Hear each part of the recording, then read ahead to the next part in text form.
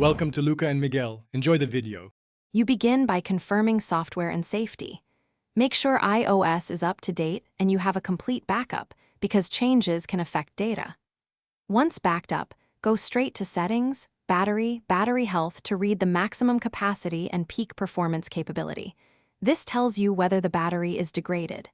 If the percentage is low, note the exact number and enable low power mode for now. These steps establish baseline metrics and protect data while you proceed to repair or recalibration.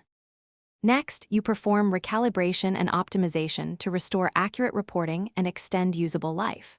First, do one complete charge cycle. Drain the phone to nearly empty and charge uninterrupted to 100%. This helps the battery meter relearn capacity. Then reset all settings to clear system glitches without erasing data and tweak power settings. Turn off background app refresh, lower brightness, and disable unnecessary location services. These actions reduce load and can improve measured battery health and day-to-day longevity. Finally, you decide whether to repair or replace based on diagnostics. Run Apple Diagnostics in Settings or at an Apple store to confirm physical degradation. If the test shows severe capacity loss, schedule a battery replacement with Apple or an authorized service provider to maintain warranty and safety.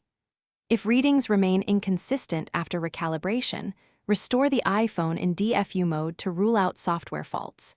If that fails, a certified battery swap is the last step.